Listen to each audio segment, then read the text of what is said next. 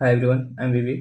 अभी कुछ दिनों पहले मैंने लिंक्डइन पर एक पोस्ट शेयर किया था वेब सॉकेट स्केलिंग के ऊपर।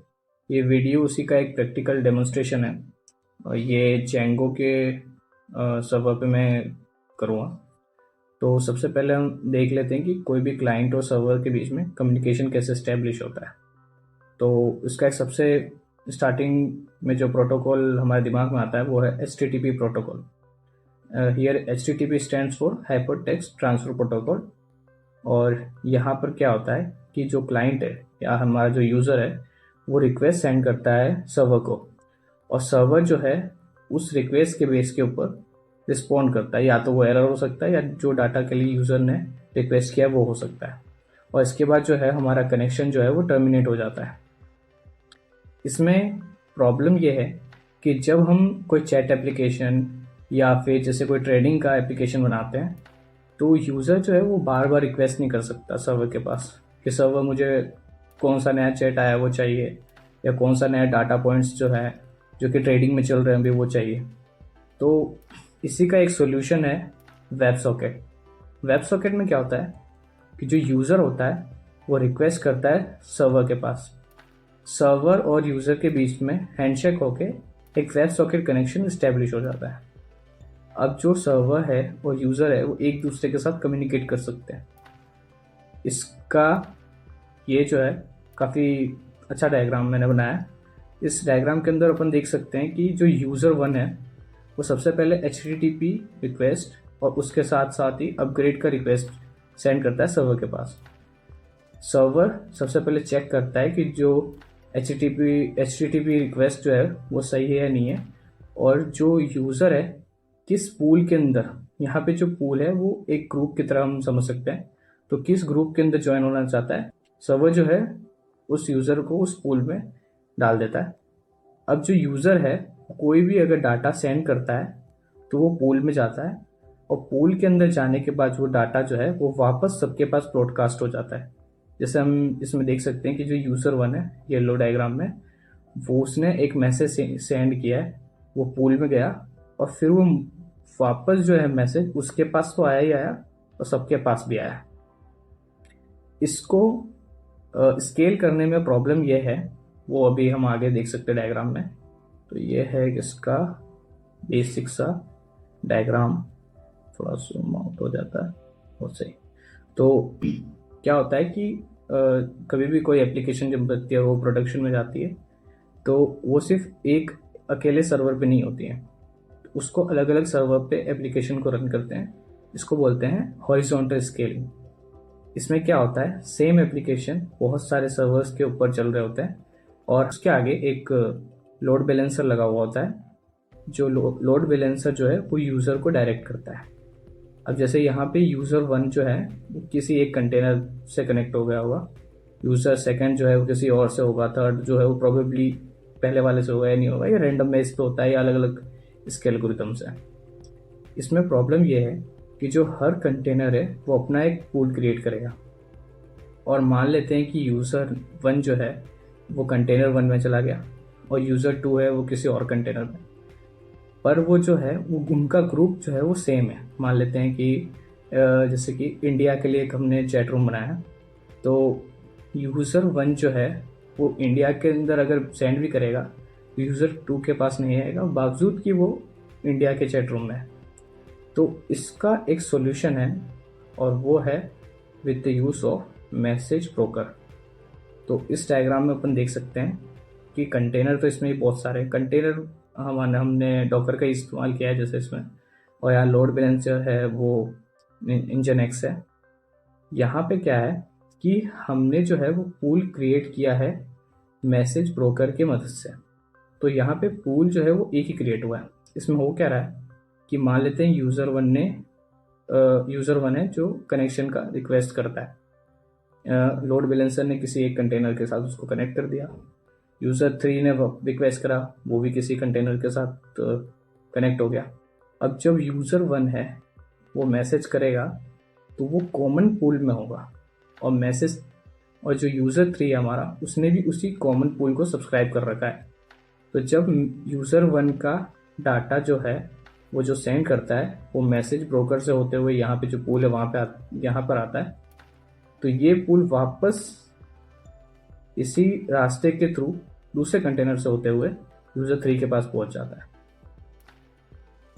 तो ये है हमारा बेसिक सा एक स्ट्रक्चर, कैसे हम वेब सॉकेट को स्केल करेंगे। इसका प्रैक्टिकल डेमोन्स्ट्रेशन मैं अभी करके दिखाता हूँ।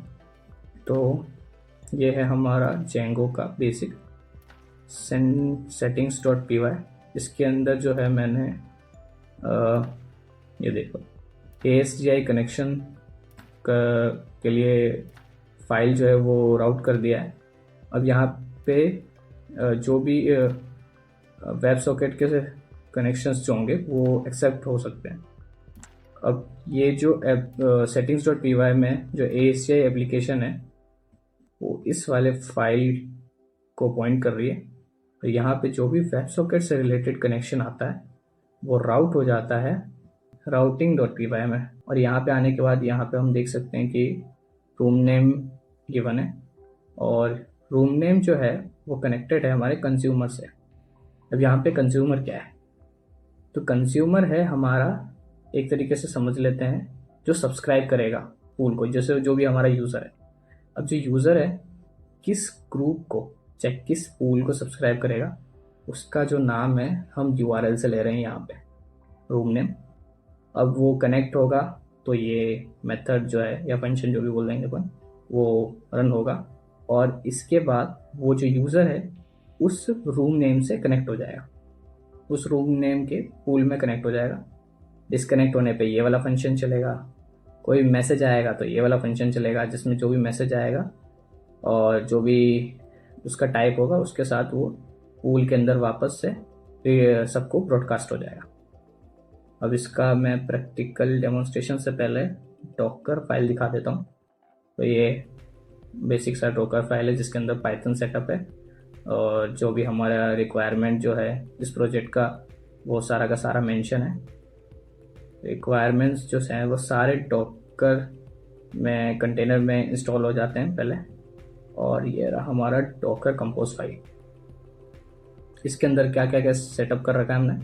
सबसे पहले डाटाबेस जिसका अभी कोई काम नहीं है, रेडिस जो मैंने अभी बताया था, मैसेज ब्रोकर की तरह काम करेगा ये जो वेब है यही हमारा एप्लीकेशन है जो कि अलग अलग कंटेनर पे रन हो रहा है, जिसको हमने मेन पर्पसली जिसको डॉकराइज किया था वो यही है, जिससे लोड जो है वो एक सर्वर पे ना रह के अलग अलग सर्वर पे डिस्ट्रीब्यूट हो जाएगा। इंजनएक्स ये लोड बैलेंसिंग के लिए इस्तेमाल किया है ये कंटेनर को, और सेलेरी ये भी काम करनी है। नेटवर्क करके एक मैंने नेटवर्क जो है वो एक लोड बैलेंसिंग नाम का बनाया जिस नेटवर्क के अंदर ये सारे कंटेनर्स जो हैं वो जुड़े हुए हैं। अब जल्दी से इसको स्टार्ट करते हैं। तो sudo docker compose स्केल पहले बाद में स्केल कर देते हैं। स्केल ट्रैक को 5 बना देंगे और ये हमने पासवर्ड डाल दिया। ये जो है हमारा कंटेनर बन के तैयार हो रहा है। डाटाबेस का बन गया, रेडिस का बन गया, इंजनएक्स का बन गया, सेलेरी का बन गया और ये सारे 1 2 3 4 5 जो है ये हमारे वेब वाले बन गए जो कि हमारा मेन एप्लीकेशन है। ये सारा होके चल रहा है बढ़िया। अब देखते हैं कि ये सही से रन हो रहा है या नहीं हो रहा है। तो इसके लिए मैं ब्राउज़र को ऑन कर लेता हूँ। ब्राउज़र के ऊपर हम लिखते हैं बेसिक सा लोकल होस्ट, और ये जो है हमारा प्रैक्टिस प्रोजेक्ट जो है वो रन हो रहा है। तो यहाँ पे एक रिक्वेस्ट भी आई होगी, ये इंजनएक्स के ऊपर हमारी रिक्वेस्ट आई है। कौन से ब्राउज़र से आई है? फायरफॉक्स ब्राउज़र से। अब इसको हम वेब सॉकेट को टेस्ट कर लेते हैं। तो इसके अंदर ये URL जो है वो web socket AWS web socket connection establish कर रहा है। ये लोकल होस्ट का है 127.0.0.1 WS/India। इंडिया जो है हमारे चैट रूम का नाम है। इस पर मैंने कर दिया कनेक्ट और यहाँ पे जो है ग्रीन सिग्नल आ चुका है कि कनेक्ट हो चुका है ये। वैसे ही करके हम 3-4 को और कनेक्ट कर लेते हैं। इसको कनेक्ट कर दिया, इस वाले को भी कर दिया, इस वाले को कर दिया और इस वाले को भी कर दिया। तो जितने भी रिक्वेस्ट हैं ये सारे, हाँ यहाँ पे जैसे कोई रिक्वेस्ट है वो वेब 5 के पास आया है, वेब 5 मतलब 5th कंटेनर के पास, कोई 2nd कंटेनर के पास आया है, कोई 1st के पास, कोई 4th के पास। इस हिसाब से लोड बैलेंसर ने जो यूज़र है उसको डिस्ट्रीब्यूट कर दिया। अब मान लेते हैं हम यहाँ पे कोई मैसेज भेजते हैं। मैसेज है हेलो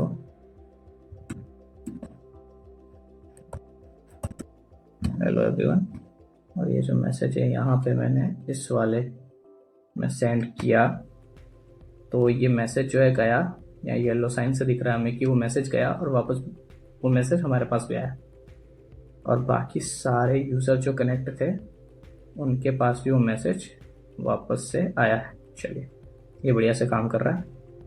और यहाँ पे हम देख सकते हैं कि हाँ, वेब सॉकेट कनेक्टिंग हुआ और सही से मैसेज जो है वो सारे ब्रॉडकास्ट हो गए। अब इसमें 1000 से ज़्यादा कनेक्शन को इस्टेब्लिश करने का ट्राई करता हूँ मैं। तो यहाँ पे हम क्या करेंगे, सबसे पहले एक मैंने बना के रखा है फाइल, उसको रन करते हैं। तो पाइथन 3 फायर सॉकेट, और यहाँ पे हम लोकल होस्ट देंगे। तो लोकल होस्ट के ऊपर ये रिक्वेस्ट क्रिएट करेगा 1000+ वेब सॉकेट्स का। अब यहाँ पे 1000+ वेब सॉकेट कनेक्शन जो है वो इस्टेब्लिश हो गए। अब मैं वापस एक मैसेज कंपोज करता हूँ और ये मैसेज है, ये मैसेज ऐसे लिखते हैं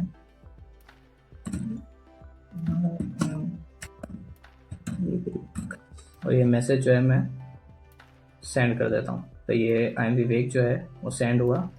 यहाँ पे तो हर जगह वो रिसीव हो गई ऑब्वियसली कि ये पहले से कनेक्टेड थे। साथ ही साथ वो यहाँ पे भी मैसेज जो है वो शो हो रहा है, मतलब कि जितने 1000+ जो हमने कनेक्शंस क्रिएट किए वो सारे कनेक्शन के अंदर वो मैसेज पहुँच गया। ये भी सही है। अब जो है, हाँ यहाँ पे देख सकते हैं कि अलग अलग जो थे, वेब 1 पे कोई रिक्वेस्ट आई, कोई वेब 2 पे आई, और सारे जो कनेक्शंस है वो क्रिएट हुए थे। और इसको हम अब यहीं खत्म करते हैं, Ctrl+C। इससे हमारा सारा जो डॉकर का कंटेनर है वो स्टॉप हो जाएगा। तो इसको स्टॉप होने देते हैं और यहाँ पे वेब सॉकेट के कनेक्शन है सारे बंद हो गए। इसका मतलब कि हमारा जो कंटेनर है वो स्टॉप होने लगा है।